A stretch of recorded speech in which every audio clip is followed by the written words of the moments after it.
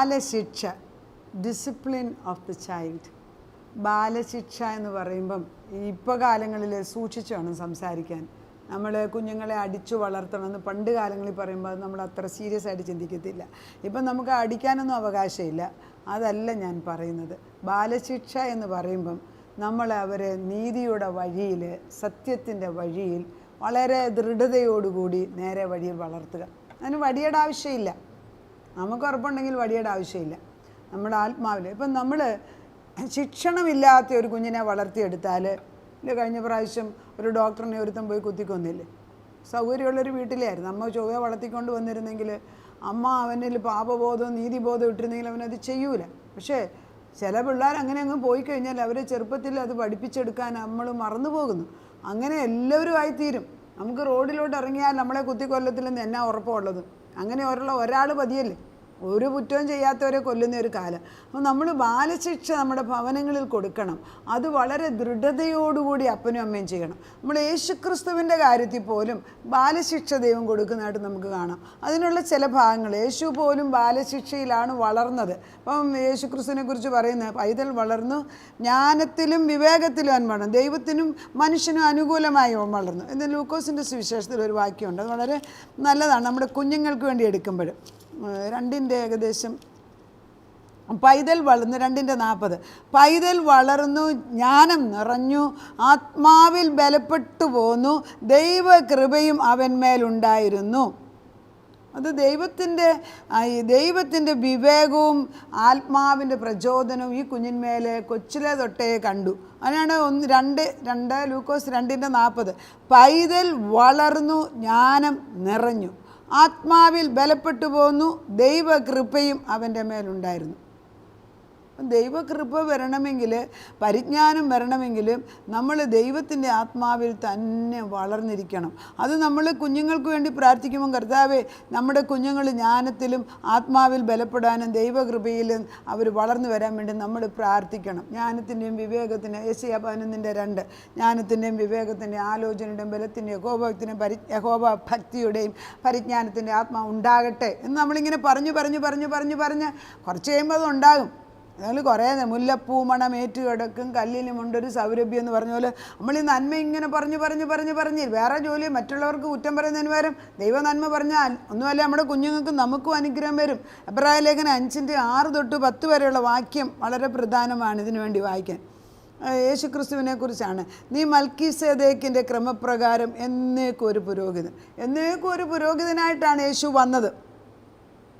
അത് പുതിയതായിട്ട് എഴുതി ചേർത്തൊന്നുമല്ല, ഉണ്ടാകുന്നതിന് മുമ്പേ ദൈവം നിയോഗിച്ചതാണ്.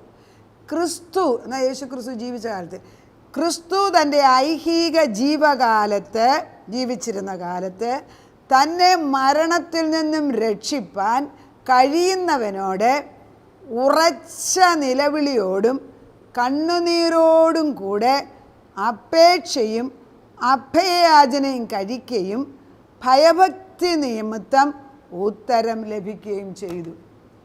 നമ്മൾ പറയുന്നത് ഒരു മൊബൈൽ വേണമെന്ന് പറയുമ്പം എത്ര രൂപയുടെ വേണം? 10,000-ൻ്റെ വേണം, 20,000-ൻ്റെ വേണം, 30,000, അതൊന്നും അല്ല ഇവിടെ എഴുതി വെച്ചിരിക്കുന്നതാണോ? ഇവിടെ എഴുതിയിരിക്കുന്നത് ക്രിസ്തു തൻ്റെ ജീവിതകാലത്ത് അവനെ മരണത്തിൽ നിന്ന് രക്ഷിപ്പാൻ കഴിവുള്ള ദൈവത്തോട്, പിതാവിനോട് ഉറച്ച നിലവിളിയോടും കണ്ണുനീരോടും കൂടെ അപേക്ഷയും അഭയയാചനയും കഴിക്കുകയും ഭയഭക്തി പൂണ്ട ഉത്തരം ലഭിക്കുകയും ചെയ്തു. വ്യക്തമായിട്ട് വചനം എഴുതിയിരിക്കുക. കുഞ്ഞുങ്ങളെ വളർത്തുന്നതിൽ എവിടേക്കോ തെറ്റുപറ്റുന്നു. അടുത്ത തലമുറയും നമ്മൾ ശ്രദ്ധിച്ചില്ലെങ്കിൽ നാശത്തിലേക്ക് പോവുകയാണ്. പുത്രനെങ്കിലും താൻ അനുഭവിച്ച കഷ്ടങ്ങളാൽ അനുസരണം പഠിച്ചു തികഞ്ഞവനായി തന്നെ അനുസരിക്കുന്ന ഏവർക്കും നിത്യരക്ഷയുടെ കാരണഭൂതനായി തീർന്നു. പുത്രനാണിട്ട് പോലും അനുസരണം പഠിച്ചത് കഷ്ടം കൊണ്ടാണ്. അപ്പം നമുക്ക് കഷ്ടം വരുമ്പോൾ നമ്മളെന്തിനെ അയ്യോ കഷ്ടം, അല്ലെ നമ്മൾ ചിലർ പ്രാർത്ഥന റിക്വസ്റ്റ് ചോദിക്കും, അയ്യോ എൻ്റെ പൊന്നപ്പച്ച ഞാൻ എഴുതി കഴിയുമ്പോൾ ഞാൻ വിചാരിക്കും എൻ്റെ ദേഹത്തൂടെ വേദന വരുന്നു. അത്രമാത്രം കഷ്ടമാണ്. ഒരെണ്ണത്തിലും ജീവ വിളിച്ചവർ കാണത്തില്ല. എന്നാൽ ഈ കഷ്ടം കഴിയുമ്പോൾ ഒരു പ്രത്യാശയുണ്ട്. ഈ കഷ്ടത്തിനൊരു പർപ്പസ് ഉണ്ടെന്ന് നമ്മൾ ചിന്തിക്കുന്നില്ല. യേശു പോലും ബാലശിക്ഷയിലാണ് വളർന്നത്. പിന്നെ നമ്മുടെ കാര്യം എന്താണ്? എബ്രായ ലേഖനം 12:7 തൊട്ട് ഇതൊക്കെ പല പ്രാവശ്യം വായിച്ചാലേ തലേ കയറത്തുള്ളൂ. ഞാൻ അതിൻ്റെ ജിസ്റ്റ് പറഞ്ഞു തരുന്ന 12:7 തൊട്ടുള്ള വാക്യത്തിൽ അതേപോലെ എഴുതി വെച്ചിട്ടുണ്ട്. അതും വായിച്ച് കേൾപ്പിക്കാം. 12:7. നിങ്ങൾ ബാലശിക്ഷ സഹിച്ചാൽ ദൈവം മക്കളോട് എന്ന പോലെ നിങ്ങളോട് പെരുമാറുന്നു. അപ്പൻ ശിക്ഷിക്കാത്ത മകൻ എവിടെയുണ്ട്? എല്ലാവരും പ്രാപിക്കുന്ന ബാലശിക്ഷ കൂടാതിരുന്നു എങ്കിൽ നിങ്ങൾ മക്കളല്ല, കൗലടയന്മാരത്രേ. മക്കളാണെങ്കിൽ അല്പ ശിക്ഷണമുണ്ട്. വടിയെടുത്ത് അടിക്കാനല്ല. ഒക്കത്തില്ലെന്ന് പറഞ്ഞ് ഒക്കത്തില്ലെന്ന് ദൃഢമായിട്ട് പറയാനുള്ള ആത്മാവ് നമുക്കുണ്ടാകണം. നമ്മുടെ ജഡസംബന്ധമായ പിതാക്കന്മാർ നമ്മെ ശിക്ഷിച്ചപ്പോൾ നാം അവരെ വണങ്ങിപ്പോന്നുവല്ലോ. ആത്മാക്കളുടെ പിതാവിനെ ഏറ്റവും അധികമായി കീഴടങ്ങി ജീവിക്കേണ്ടതല്ലയോ? അവർ ശിക്ഷിച്ചത് കുറേ കാലവും തങ്ങൾക്ക് ബോധിച്ച പ്രകാരവും അത്ര. അവനോ നാം അവൻ്റെ വിശുദ്ധി പ്രാപിക്കേണ്ട നമ്മുടെ ഗുണത്തിനായി തന്നെ ശിക്ഷിച്ചത്. ഏത് ശിക്ഷയും തൽക്കാലം സന്തോഷകരമല്ല, ദുഃഖകരമത്രേ എന്ന് തോന്നും. പിന്നത്തേതിലോ അതിനാൽ അഭ്യാസം വന്നവർക്ക് നീതി എന്ന സമാധാന ഫലം ലഭിക്കും. ദൈവത്തിൻ്റെ നീതിയും സമാധാനം ദൈവത്തിൻ്റെ ശിക്ഷണത്തിൽ വരണം. ചുമ്മാതെ ദൈവം ചെയ്യുമെന്ന് ആരും വിചാരിക്കരുത്. ദൈവം അങ്ങനത്തെ ദൈവം അല്ല. കർത്താവ് ഇപ്പം ഞാൻ പറയട്ടെ, എനിക്ക് സ്നേഹിക്കുക. ഇപ്പോൾ നമ്മളൊരു 3 വയസ്സുള്ള ഒരു കൊച്ചു വന്നേച്ച് മമ്മി എനിക്കൊരു നിറതോക്ക് വേണമെന്ന് പറഞ്ഞാൽ നിറച്ച തോക്ക് വേണം, നമ്മൾ കൊടുക്കുമോ? അവൻ എന്നാ കിടന്ന് കളിച്ചാലും നമ്മൾ ഒരു നിറതോക്ക് തന്നെ ഇപ്പോഴത്തെ മൊബൈൽസ് കൊണ്ടാകുമ്പോഴേ മൊബൈൽ കൊടുത്ത് പഠിപ്പിച്ചു വെക്കും. പിന്നെ നമ്മൾ അവരുടെ നിന്ന് വാങ്ങിക്കുമ്പോഴത്തേ അവരുടെ ടെമ്പർ ടാൻട്രം കാണും. എന്തോ ഒരു ബഹളമാണെന്ന്, വലിച്ചെറിയുന്നു, എടുക്കുന്നു, ബഹളം. We are not giving the proper training for our children. ഈ ഫോണും കൊടുത്ത് ടെലിവിഷനും ഓൺ ചെയ്ത് കുഞ്ഞുങ്ങൾ അതിൻ്റെ മുമ്പിൽ മാത്രം ഇരുന്ന് മാതാപിതാക്കളെ ബഹുമാനിക്കാൻ അറിഞ്ഞുകൂടാ, സ്നേഹിക്കാനില്ല, ഗ്രാൻഡ് പേരൻസിനെ ബഹുമാനമില്ല, പിന്നെ അധികാരത്തിലിരിക്കുന്നവരോട് ബഹുമാനമില്ല. അങ്ങനെയൊക്കെ ഒരു സമൂഹം ഉണ്ടാക്കി വെച്ച് കഴിഞ്ഞാൽ നമ്മൾ എങ്ങനെ ഒരു ഒരു ഒരു ദൈവത്തിൻ്റെ ഒരു ഭവനമാക്കി മാറ്റും? അല്ല, എവിടെ സമാധാനം? ദൈവസമാധാനം എന്ന് പറയുന്നത് അല്പം അങ്ങോട്ടും ഇങ്ങോട്ടും ചിട്ടയും ശിക്ഷണവും ഒക്കെ വേണ്ടേ? അത് ഉപദ്രവിച്ച് അടിക്കുക എന്നല്ല. നമുക്കൊരു ചിട്ട വേണം, ഒരു ഭവനത്തിനൊരു ചിട്ട വേണം. എൻ്റെ ഭവനത്തിൽ ഇതാണ്, എൻ്റെ ഭവനം ദൈവത്തിൻ്റെ മക്കളുടെ ഭവനമാണ്, ഇതിനകത്ത് മ്ലേച്ഛതയും ദുഷ്ടം കയറി. നമ്മളൊരു വീട് വൃത്തിയാക്കി ഇടുന്നത് എന്തിനാ? പാമ്പ് കയറിയിരുന്ന് അറിയത്തില്ല. അല്ലെങ്കിൽ വീട് വൃത്തിയാക്കി ഇടുന്നത് വീടിൻ്റെ സേഫ്റ്റിക്ക് വേണ്ടി. അതുപോലെ തന്നെ നമ്മുടെ മക്കൾ എവിടെ പോകുന്നു, എങ്ങനെ വരുന്നു നമ്മൾ അറിയത്തില്ലേ? ആത്മാവിൽ പ്രാർത്ഥിക്കണം, കർത്താവ് കാണിച്ചു തരും. ഞാനും എൻ്റെ മക്കളൊക്കെ അമേരിക്കയിൽ താമസിക്കുമ്പോൾ ഇപ്പോഴും ഉണ്ട് പ്രയാസങ്ങൾ. പക്ഷേ താമസിക്കുമ്പോൾ ഞാൻ ഇവിടെ ഇരുന്ന് പ്രാർത്ഥിക്കുമ്പോൾ എന്നെ ദൈവം കാണിക്കും അവരെവിടെയാണ് ഇരിക്കുന്നതെന്ന്. അത്ര ഒരു പ്രാവശ്യം ഞാൻ ഓർക്കുന്നുണ്ട്, മോള് രാത്രിയിൽ എവിടെയോ യാത്ര ചെയ്യേണ്ടി വന്നു. I remember. എൻ്റെ മോളുടെ കൂടെ ഒരു ദൈവദൂതൻ ഇങ്ങനെ നടന്ന് മോളുടെ അപ്പാർട്ട്മെൻറ്റ് വാതിക്കെ വന്ന് മോള് താക്കോലിട്ട് മുറിക്കകത്ത് കയറുന്നിടം വരെ ആ ദൂതൻ നിൽക്കുന്നത് ഞാൻ ഇവിടെ ഇരുന്ന് കണ്ടു. ഈ ദൈവം ആരാണ്? വർഷങ്ങൾക്ക് മുമ്പുള്ള കാര്യം. ഇന്നിപ്പോൾ ഒരു എസ്റ്റാബ്ലിഷ്ഡാണ്, ഫാമിലിയായിട്ട് ജീവിക്കുന്നത്. പക്ഷെ അന്ന് അവൾ തന്നെയായിരുന്നു. രാത്രിയിൽ താഴ്ന്നപ്പോൾ ഞാൻ കാണുന്നുണ്ട്, മഞ്ഞ സമയത്ത് ന്യൂയോർക്കിലാണ് നടന്നു പോകുന്നതും അപ്പാർട്ട്മെൻറ്റ് വാതിക്കെ ചെല്ലുന്നു, ദൂതനടുത്ത് നിൽപ്പുണ്ട്, മോള് വാതിൽ ഡോറ് തുറന്ന് അതിനൊപ്പം ദൂതൻ മാറിപ്പോകുന്നു. അത്ര. അപ്പം നമുക്കറിയാം ഇവിടെ എന്താ. അപ്പം ഞാൻ ചോദിച്ചു എന്താ അത് മീറ്റിംഗ് അത് കഴിഞ്ഞിട്ട് അറിയാതെ അറിഞ്ഞുകൊണ്ട് തന്നെ താമസിച്ച് ചിലപ്പോൾ അങ്ങനെ വരാനൊക്കത്തുള്ളൂ. അവിടത്തേക്ക് സിസ്റ്റം വേറെ. എന്താന്നേലും ദൈവത്തിൻ്റെ പരിശുദ്ധാത്മാ ദൂതനെ അയച്ചു കൊടുത്തു. നമ്മൾ ഓരോ കാര്യത്തിനും നമ്മുടെ ഭർത്താക്കന്മാരും മക്കളും മരുമക്കൾ കൊച്ചുമക്കൾ പോകുന്നിടത്ത് ദൈവദൂതഗണങ്ങൾ അവർ ദൈവത്തിൻ്റെ രക്ഷിക്കപ്പെടുന്ന ജനതയ്ക്കുള്ള സേവകാത്മദൂതന്മാരല്ലയോ എന്ന് എബ്രായ ലേഖനം 1:14 പറയുന്നു. പക്ഷേ ഒരൊറ്റ ദൂതനെ വിളിച്ച് നിങ്ങൾ ആരെങ്കിലും ചെയ്യുന്നത് ഞാൻ കണ്ടിട്ടില്ല. ഞാൻ പ്രാർത്ഥിക്കുന്ന സ്ത്രീകളോട് ചോദിക്കും, നിങ്ങൾ ആരെങ്കിലും ദൈവദൂതന്മാരെ കാവലും നിർത്താറുണ്ട്? അവർക്ക് ആർക്കും അറിഞ്ഞുകൂടാ അങ്ങനെ ഒരു കാര്യം ചെയ്യാമെന്ന്. ഒന്നും അറിയാൻ വയ്യാതെ എൻ്റെ ജനം അറിവില്ലാതെ നശിച്ചു പോകുന്നതെന്ന് പറയുന്നത് ചുമ്മാ അതാണോ? ഈ വേദപുസ്തകം എല്ലാവരുടെയും കയ്യിൽ ഒരു കാലം വരെ ഇല്ലായിരുന്നു. ഇപ്പോൾ എല്ലാ വീട്ടിലും 1ഉം 2ഉം വേദപുസ്തകമുണ്ട്. ആരെടുത്ത് വായിക്കുന്നു, ആര് സമയം കൊടുക്കുന്നു? എഫെസ്യർക്ക് എഴുതിയ ലേഖനം 1:20-23 വരെ ഇവിടെ വായിച്ചിട്ട് നിർത്തുകയാണിത്. 1:20-23 എഫെസ്യർക്ക്. ഇതൊക്കെ വളരെ പ്രധാനപ്പെട്ട വാക്യം. പക്ഷേ just I will read it. 1:20.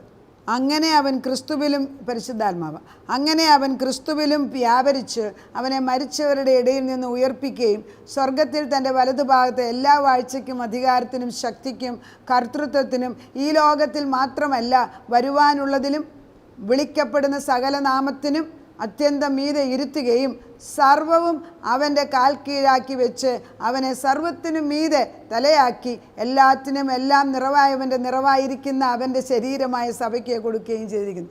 It's a bit difficult. This essence is this: Yeshu Kristu അനുസരിച്ചു ക്രൂശുമരണം ഏറ്റെടുത്തതിനാൽ ദൈവം തമ്പുരാൻ, പിതാവാം ദൈവം പരിശുദ്ധാത്മാവിൻ്റെ നിറവിൽ പുത്രൻ തമ്പുരാനെ ദൈവത്തിൻ്റെ വലതുഭാഗത്ത് ഇരുത്തിയിരിക്കുന്നു. ആ വലതുഭാഗത്ത് നമ്മളെയും ഇരുത്താൻ ദൈവം ആഗ്രഹിക്കുന്നു. പക്ഷേ ബാലശിക്ഷ എടുക്കാത്തവനെ അവിടെ ഇരുത്തത്തില്ല. അതുകൊണ്ട് ബാലശിക്ഷയും ഭാരവും വരുമ്പോൾ നിങ്ങളാരും ഭാരപ്പെടേണ്ട. ദൈവം നമുക്ക് ഉന്നതമായ പദവി, ആ വലതുഭാഗത്തിരിക്കാൻ വേണ്ടി ദൈവം നമ്മളെ ട്രെയിൻ ചെയ്യുക. അങ്ങനെയുള്ള കാഴ്ചപ്പാട് വരുമ്പോഴല്ലേ ഈ ജോൺ അനിസിക്ക് എന്ന് പറഞ്ഞാൽ മനുഷ്യനൊക്കെ പറയും, കുറച്ച് ദിവസം ഒരു 2 ആഴ്ച ഒരു പ്രശ്നമില്ലേ, അയാൾ ചോദിക്കും, അയ്യോ പിശാച് അനങ്ങുന്നില്ലേ, എനിക്കൊന്നും അനങ്ങുന്നതിന്, എനിക്കൊരു തീഷ്ണതയ്ക്ക് ഒന്നും തോന്നുന്നില്ലല്ലോ, എന്താ ഞാൻ ഉറങ്ങിപ്പോയോ? അയാൾ ചോദിച്ച് കഷ്ടം വാങ്ങിക്കുന്നു. കാരണം അപ്പം പ്രാർത്ഥിക്കും. ഇന്ന് ഞാൻ പ്രാർത്ഥനയ്ക്ക് രാവിലെ പോയപ്പോഴും സ്ത്രീകൾ പറഞ്ഞു, കഷ്ടമുള്ളത് കൊണ്ടല്ലേ ഓടി വരുന്നത്, കഷ്ടമില്ലെങ്കിൽ ആരും പള്ളിയിലും വരത്തില്ല. അപ്പോൾ ഇതൊന്നും തിന്മയല്ല, എല്ലാം നന്മയ്ക്കായിട്ട് ദൈവത്തിൻ്റെ ആത്മാവിൻ്റെ വളർച്ചയ്ക്ക് വേണ്ടി ഉപയോഗിക്കാം. നമുക്ക് പ്രാർത്ഥിക്കാം. നാഥാ, നിൻ്റെ മുൻപിലേക്ക് ഞങ്ങളെ ഏൽപ്പിക്കുകയാണ്. ഈ ലോകത്തിലെ ഒരു കോയിൻ്റെ അങ്ങേ സൈഡ് നന്മയാണ്, ഇങ്ങേ സൈഡ് തിന്മയാണ്. നന്മയും തിന്മയും കൂടെ അതിൻ്റെ ഫലം കഴിച്ചില്ലേ? അതുകൊണ്ട് ഈ നന്മ തിന്മ ഇങ്ങനെ മിക്സ് ചെയ്ത് കിടക്കുന്നിടത്ത് നന്മ മാത്രം ആഗ്രഹിക്കുന്നവൻ വഴി തെറ്റിപ്പോവും. അത് കൗലടയൻ, അവന് ശിക്ഷണം ഇഷ്ടമല്ല, അവന് തോന്നിവാസം അവൻ ജീവിക്കും. പക്ഷേ നന്മയും തിന്മയും വരുമ്പോഴും ഒരുപോലെ ഉറച്ചു നിൽക്കണമെങ്കിൽ ദൈവവചനം വേണം. ആ നിൻ്റെ വചനത്തിനകത്ത് ഉറച്ചു നിന്നിട്ട് ബാലശിക്ഷ വരുമ്പം അതിനകത്ത് പഠിച്ചെടുക്കാനുള്ള നല്ല ബുദ്ധി കൊടുക്കണമേ എന്ന് പ്രാർത്ഥിക്കുന്നു. എൻ്റെ ശിക്ഷണം എനിക്ക് നന്മയ്ക്ക്. ദാവീദ് പറയുന്നുണ്ടല്ലോ, എനിക്ക് കഷ്ടം വന്നത് നന്നായി, അതിനാൽ ഞാൻ ദൈവത്തിൻ്റെ ചട്ടങ്ങളെ പഠിച്ചു. താവേ, നിൻ്റെ ചട്ടങ്ങൾ പഠിക്കുന്നിടം വരെ അവരെ കഷ്ടത്തിൽ കൂടെ കൊണ്ടുപോയി നീ പഠിപ്പിച്ചിടുന്നതിന് നന്ദി പറയുന്നു. ഞങ്ങളെ അങ്ങനെ കൊണ്ടുവന്നതിന് നന്ദി പറയുന്നു. പ്രയാസങ്ങൾ മാറ്റുന്നതിനല്ല പ്രാർത്ഥിക്കുന്നത്. പ്രയാസങ്ങൾ വരുമ്പോൾ അതിൻ്റെ നടുക്ക് ദൈവത്തിൻ്റെ ആത്മാവ് നിൽക്കുന്നതായിട്ടും ഈ പ്രയാസത്തിൽ ഓടിപ്പോകാത്ത ഒരു ദൈവാത്മാവാണ് എനിക്കുള്ളതെന്ന് പറയാൻ എൻ്റെ ദൈവം എനിക്ക് അനന്യൻ തന്നെ. അവൻ ഇന്നലെയും ഇന്നും എന്നേക്കും അനന്യൻ. അവൻ എന്നെ വിട്ടേച്ചെങ്ങും പോകത്തില്ല. പരിശുദ്ധാത്മാവ് എന്നേക്കും എന്നിൽ വസിക്കുന്നു എന്നുള്ള ബോധം തരുന്നതിന് സ്തോത്രം. ഏത് കഷ്ടത്തിൻ്റെ നടുക്ക് പകൽ മേഘസ്തംഭം രാത്രി അഗ്നിത്തൂണായിട്ട് നിന്ന് ഞങ്ങളെ ഇന്ന് വരെ നടത്തിയ ദൈവം ഇനിയും വഴി നടത്തും. അതിനാൽ ഞങ്ങൾ നിന്നെ സ്തുതിക്കുന്നു, സ്തോത്രം ചെയ്യുന്നു. സകലതും യേശു ക്രിസ്തുവിൻ്റെ പുണ്യനാമത്തിൽ തന്നെ. ആമേൻ.